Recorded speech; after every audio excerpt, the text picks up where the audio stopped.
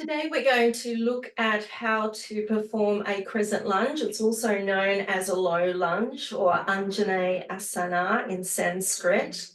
It's a great pose for strengthening into the quadriceps, the glutes and the hamstrings. So nice for strengthening, but it also will stretch into the hip flexor, your quads, and also a little bit into the ankles. And once we progress into the pose, it can also stretch into the chest as well.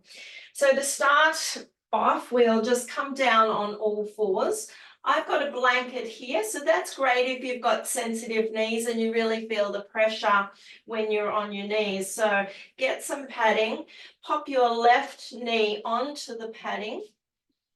And then we bring our right leg through and we're going to bring it all the way through so that as we move forward, we stack the knee over the top of the ankle here.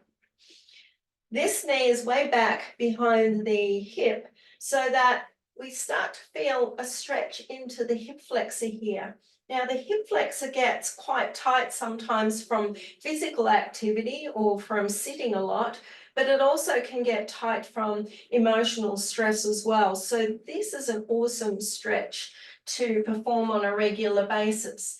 We quite often do it in yoga classes, but it doesn't hurt to do it perhaps when you're just sitting down at the end of the day watching TV. Bring the hands down to either side of your right foot and just see how that feels. If it feels super tight, you can grab 2 blocks and just place it on either side and then put some of your weight down into the blocks. We've got a nice long spine from the tailbone all the way up to the crown of the head. So you just want to be looking forward a little bit, not sort of curling down with your head, chin on the chest.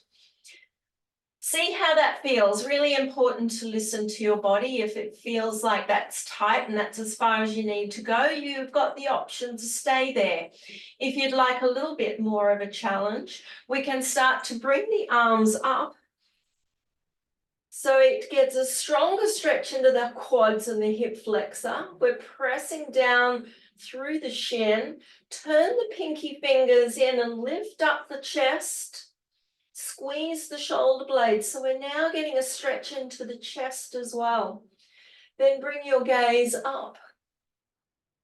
Take a couple of deep breaths here. And then we come back down to our starting position. Come back down onto all fours. And then, of course, you do it onto the other side. So let's even that up. So we just need to move our padding over to the other side now. Take your big step forward, dropping the hips down, just pressing the tailbone down. And remember, you can have your hands by your sides, you can have your hands on the blocks, or you can come all the way up. Once again, sending that energy all the way up. Lengthening up through the spine, taking a few deep breaths here, listening to your body, and then coming back down and come back into your tabletop position. And that's how we do a low lunge correctly, or a crescent lunge, or Anjaneyasana.